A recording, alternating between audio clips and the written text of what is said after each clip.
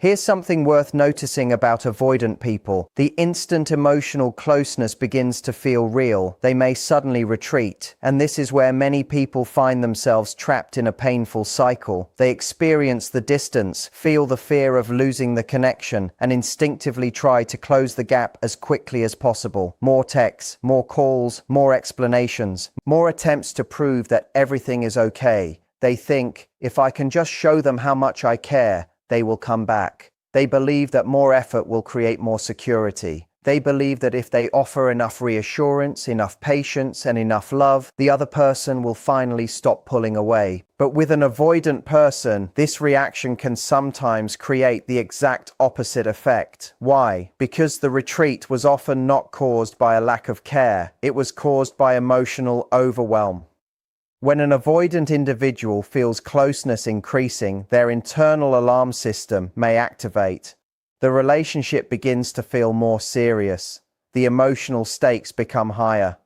The possibility of being deeply known, deeply needed, and deeply affected by another person becomes more real. And for someone who has learned that vulnerability comes with risk, that intensity can feel frightening. So they create distance. Not necessarily because they want to lose you, but because distance feels like a way to regain control. Now imagine what happens when their instinct is to step back and your instinct is to move closer. They create space. You fill the space. They feel pressure. You feel rejection. They pull away further. You reach harder. And suddenly both people are reacting from their deepest fears. The avoidant person is thinking, I need room to breathe.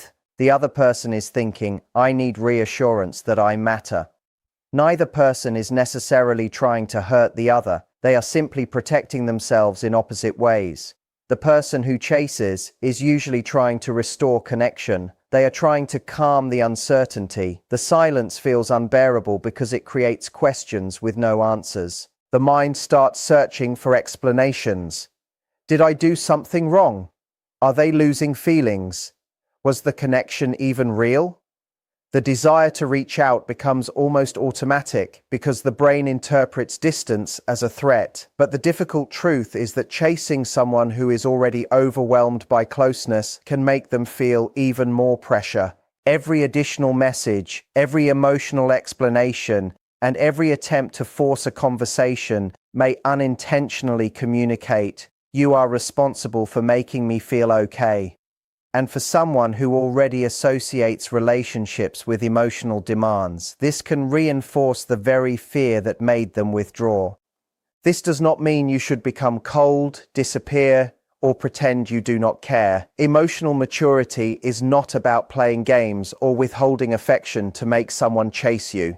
It is about learning the difference between reaching out with love and reaching out from fear. There is a powerful difference between "I care about you and I am here when you're ready to talk" and "Why are you ignoring me? Did I do something wrong? Please tell me what is happening." One creates emotional safety, the other creates emotional urgency. Avoidant individuals often need to experience something unfamiliar, closeness without pressure. They need to discover that someone can care about them without trying to control their every move. They need to learn that love can exist alongside space. They need to experience a relationship where connection does not feel like losing their freedom. This is why emotional grounding becomes so important.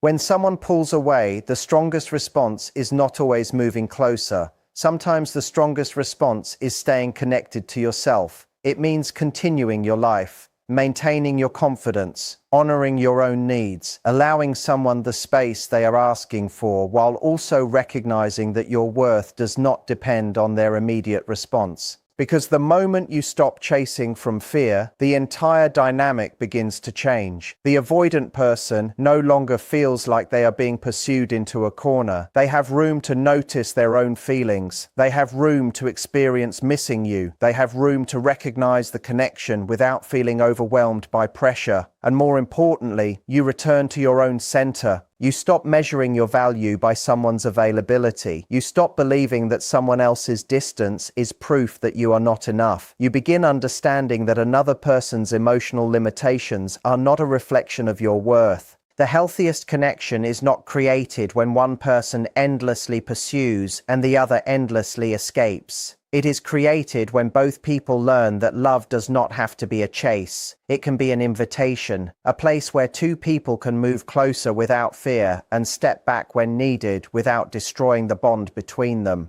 But every single time that happens, the avoidant person disappears even further, almost like they were never fully there to begin with. Here's the part nobody ever tells you. The harder you chase, the less they actually miss you. But the second you stop, something shifts inside them, something changes, and suddenly you become the most fascinating person in their entire world. If you've ever loved someone who bolts the moment things start feeling real, this is about to change how you see everything. Stick around until the end, because the fourth point is the one almost nobody figures out on their own, and it's probably the exact reason you're still feeling stuck right now. Let me start with something that might feel uncomfortable to hear, and I want you to actually sit with it instead of brushing it off right away. The reason an avoidant person doesn't miss you isn't because they lack feelings for you. It's because you've never actually given them the room to feel your absence. Really think about that for a second. Missing someone requires a gap. It requires quiet.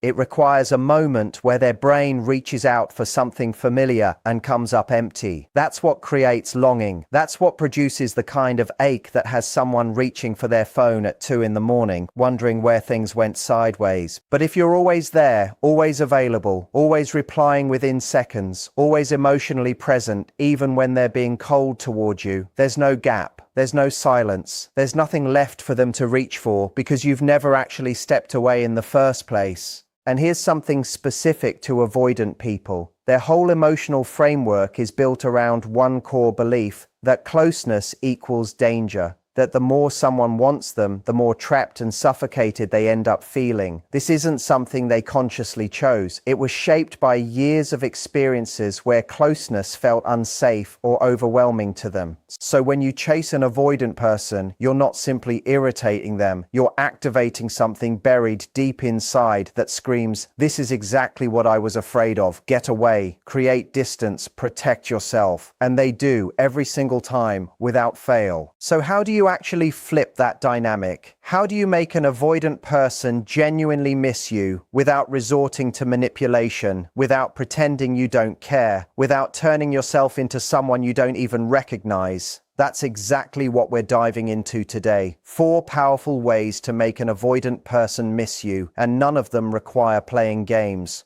All 4 require something far more difficult than games, real work on yourself. I know that's probably not what you were hoping to hear, but stick with me because this is where things get real. The first way is to stop functioning as their emotional safety net. This one stings a little, but it might be the single most important thing in this entire conversation. If you're currently involved with an avoidant person, chances are you're operating as their emotional safety net without even realizing it. What does that actually mean? It means they already know, no matter what they do, no matter how cold they get, no matter how many times they disappear or send you confusing mixed signals, you're going to be right there, warm and available, ready to pick things back up exactly where they left off the second they decide to return. And that certainty, that guarantee that you'll always be waiting, is precisely what kills any chance of them ever missing you.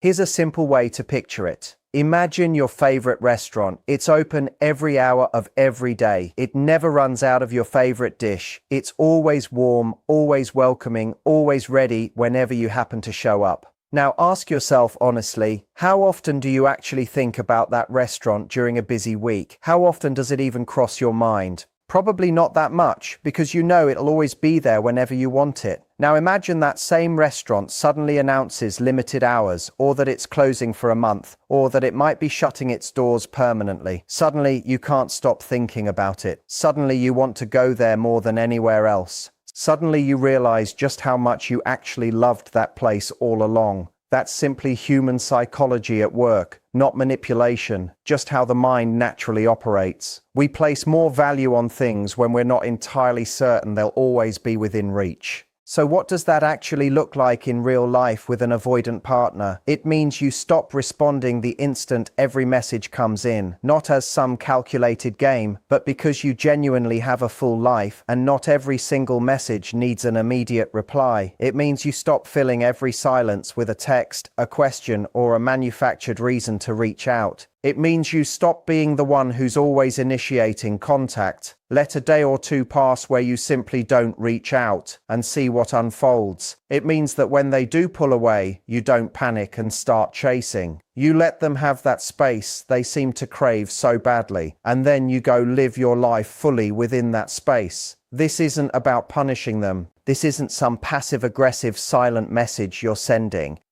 This is about genuinely stepping out of the role of emotional safety net so that they actually have to feel your absence, so they actually experience what life is like when you're not constantly filling every gap for them. And I want to be completely honest with you here. When you do this, one of two things will happen. Either they'll reach out because they genuinely miss you, or they won't, and you'll learn something incredibly valuable about how much you actually mean to them. Both outcomes hand you useful information, and both are infinitely better than staying trapped in the endless cycle of chasing and getting pushed away.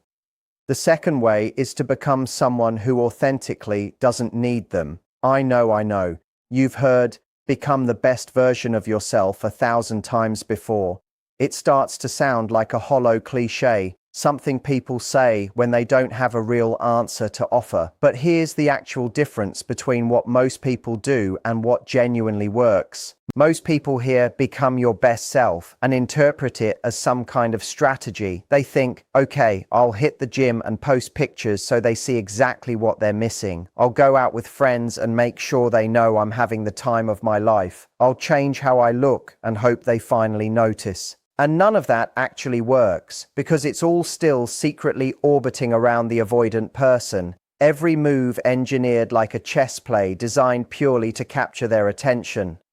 Real growth, the kind that actually generates genuine attraction, happens when you start building a life that feels truly fulfilling, whether they're in it or not. When you wake up excited about things that have absolutely nothing to do with whether they texted you back. When your sense of self-worth isn't determined by how warm or cold they happen to be feeling on any particular day. That kind of energy is fundamentally different. It radiates differently. It feels completely different to be around. And for an avoidant person specifically, it's magnetic. Here's why avoidant people are so drawn to those who don't need them. They're wired to instinctively pull back from people who feel too emotionally dependent, too fixated on them, too invested in the relationship as their sole source of happiness. That pattern is precisely what activates their avoidance. That's what makes them feel suffocated. But someone who's genuinely living out their own life, who has their own passions, goals, and friendships, who enjoys time with the avoidant person but doesn't unravel when they go quiet, that's someone the avoidant person can actually breathe around. And when they can finally breathe around you, they stop running. And once they stop running, they start moving toward you instead. This is the paradox sitting at the center of every anxious avoidant dynamic. The more you need them, the harder they pull away. The less you need them, the more they want to stay close. So this work isn't about performance. It's not about faking an illusion of independence. It's about genuinely investing in your own life, picking back up the hobby you abandoned once the relationship started consuming all your energy, spending real quality time with people who actually fill you up, chasing something that makes you feel capable and alive, building a relationship with yourself that doesn't hinge on anyone else's validation. When you actually do this, something in how you carry yourself shifts. And avoidant people notice. They always notice. The third way is to make your interactions feel like fresh air instead of pressure. This is the one people overlook the most, and it's subtle, but once you truly understand it, you'll never approach an avoidant person the same way again. Think about what most interactions with an avoidant partner tend to look like when someone's trying to pull them closer. There's usually an undercurrent of need running through every conversation. There's a hidden question beneath every question. Are we okay? Do you still care about me? Where is this actually going? What are we even doing here? And the avoidant person feels all of that, even when it's never spoken out loud. They're remarkably skilled at detecting emotional pressure. It's almost a sixth sense for them. And the second they feel that pressure creeping into an interaction, they start scanning for the exit. So what's the alternative? The alternative is making every interaction with them feel like relief instead of pressure, like a breath of fresh air instead of dead weight, like something they look forward to instead of something they have to brace themselves for. What does that actually look like in practice? It means when you reach out, you're not doing it from a place of anxiety. You're not agonizing over a text for 30 minutes, trying to word it perfectly so they don't get spooked. You're simply sharing something funny you came across, or asking a genuinely curious question about something they mentioned last week, or sending a voice note that sounds light and energetic, because that's genuinely how you're feeling in the moment. In person, it means you're not dragging the relationship into every single conversation. You're not fishing for reassurance. You're not dissecting their every word for hidden meaning. You're simply present, engaged, someone who's genuinely interesting and genuinely interested in return. It means you're not treating every shared moment like it might be your last one together. That desperate, grasping energy, that please don't leave energy, is like kryptonite to an avoidant person. It confirms every single fear they've ever held about closeness. It tells them, this is exactly what I was afraid of. But when you show up as simply yourself, warm, grounded, not needing the interaction to unfold in any particular way, the avoidant person can actually relax. And when they relax around you, something remarkable starts happening. They begin associating you with safety, with ease, with freedom, with all the things their nervous system has been quietly searching for this entire time. And once someone becomes linked to those feelings in an avoidant person's mind, they become someone that person genuinely wants to be around, not someone they feel obligated to deal with, not someone who sets off their defenses, someone they actually seek out on their own. That's an entirely different kind of relationship, and it starts the moment you decide to stop bringing pressure into your interactions and start bringing presence instead. This takes real practice, because if you're anxious within this dynamic, your nervous system is naturally going to crave reassurance. It's going to push you towards certainty. It's going to nudge you toward those heavy, pressure-filled conversations and those emotionally loaded texts. And every single time you resist that pull and choose lightness instead, you're rewiring both your own nervous system and the entire dynamic between the two of you. It isn't easy. But then again, nothing about loving an avoidant person ever is. You already know that firsthand. The fourth way is the one almost nobody ever figures out, and it's exactly why so many people stay trapped in this cycle for years on end. The fourth way is to stop trying to make them miss you and start genuinely working on becoming secure within yourself. I know that might sound like I'm undermining everything I just said, but stay with me here. Here's the truth. Everything covered in the first 3 points only actually works if this fourth piece is happening alongside it. Without it, you're just performing. You're going through the motions of an independent, secure person while underneath, you're still anxious, still desperate, still checking their social media every hour, still overanalyzing the length of their replies. And avoidant people can sense that performance every single time. The real shift, the one that changes absolutely everything, happens when you commit to the actual inner work of becoming a securely attached person yourself. What does that actually involve? It means understanding why this particular person, someone who pulls away, who creates uncertainty, who is emotionally unavailable, feels so irresistibly compelling to you in the first place. Because here's something difficult to sit with. Anxiously attached people are almost magnetically drawn toward avoidant people. Not because they're naive or foolish or weak, but because the avoidant pattern of pulling away activates something deeply familiar in them, something rooted long before this particular relationship ever began.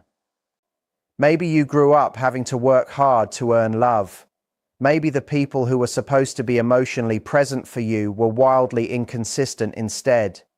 Maybe you learned early on that love was something you had to earn, that you had to be careful never to need too much, that closeness always came with strings attached. And now, here's someone recreating that exact same emotional pattern. Your nervous system reads it and says, "This feels familiar. This is what love is supposed to feel like. I have to work for this. I have to earn this. I have to be careful not to need too much." And so you stay stuck in the chase, because the chase itself starts to feel like love, even though love was never meant to feel like a chase in the first place. Becoming secure means learning to recognize that exact pattern for what it is. It means doing the real work, whether that's therapy, journaling, reading, community, or some combination of all of it, to understand where your attachment wounds actually originated and to start healing them at the root instead of just managing the symptoms as they come up. It means practicing how to sit with uncertainty without spiraling into panic, letting someone be quiet without immediately assuming the worst. Being able to genuinely say, "I don't know exactly where this is heading, and I'm okay right now," even sitting inside that uncertainty. It means setting boundaries, not as some clever strategy to make them chase you, but because you genuinely value yourself, your time, and your energy, and you're no longer willing to pour endlessly into someone who isn't showing up for you in return. Here's the thing about real security. When you genuinely become secure, one of two things happens. Either the avoidant person senses that shift in you and starts showing up differently because you're no longer playing the role that kept the old pattern alive. You've changed the dance, so they have to change their steps too. Or you become secure enough to clearly see that this particular person isn't meeting your needs and simply isn't capable of doing so. And you make a clear-eyed decision to walk away, not out of heartbreak, not as a reaction, but out of genuine self-respect. And both of those outcomes are infinitely better than wherever you're currently standing. The cruelest part about the anxious-avoidant dynamic is that it can drag on for years. It can quietly eat away entire years of your life. The inconsistency, the hot and cold, the moments of beautiful closeness immediately followed by cold silence, the constant wondering, the constant hoping, the endless self-adjusting as you try desperately to crack the magic formula that will finally make them stay. There is no magic formula. There is only you deciding that you deserve consistency, that you deserve someone who can actually meet you emotionally, that you deserve a relationship where love doesn't feel like a test you're perpetually failing. And the moment you genuinely believe that, the moment it moves from something you merely say into something you feel in your bones, everything shifts. Your energy changes. What you're willing to tolerate changes. What you allow into your life changes. And the avoidant person, if they have any real capacity for growth, will feel that shift in you and respond to it in a way they never have before. So let me tie all of this together for you. If you want an avoidant person to genuinely miss you, stop functioning as their emotional safety net. Remove the guaranteed certainty of your constant presence and let them actually experience what it feels like when you're not always there. Become someone who authentically doesn't need them, not as a performance, but as a genuine investment in your own life, your own joy, your own sense of self. Make your interactions feel like fresh air instead of pressure. Show up as someone they genuinely want to be around, rather than someone they have to brace themselves for. And commit to the deep internal work of becoming secure within yourself, because everything else is just surface level without that foundation underneath it. These four things aren't separate, isolated strategies. They're four faces of the exact same shift. The shift from being someone who orbits an avoidant person, hoping to finally be chosen, into becoming someone so genuinely grounded, full, and alive that the avoidant person starts orbiting them instead. And I want to leave you with this. You didn't end up in this situation because you're weak. You ended up here because you carry an enormous capacity for love, and you happen to direct it towards someone who simply didn't know how to receive it. That isn't a flaw in you, that's actually a gift. But it's a gift that deserves to land somewhere it can truly be appreciated, somewhere it can take root and grow. The avoidant person in your life may or may not turn out to be that place. Time, along with your own growth, will eventually show you which one is true. But here's something I can tell you with complete certainty. The version of you who has done this inner work, who has become secure, who has built a genuinely full life, who knows their own worth without needing anyone else to confirm it, that version of you is completely irresistible. Not just to an avoidant person, but to everyone who crosses paths with them. And more importantly than any of that, that version of you is happy. Genuinely, solidly happy. Not dependent on whether someone with an avoidant attachment style decides to text back tonight. That's the real goal here. Not winning some game, not forcing someone to chase you, but becoming someone who never needed to play games in the first place. And remember this, the love you keep hoping to pull out of someone else already exists inside of you. Go find it there.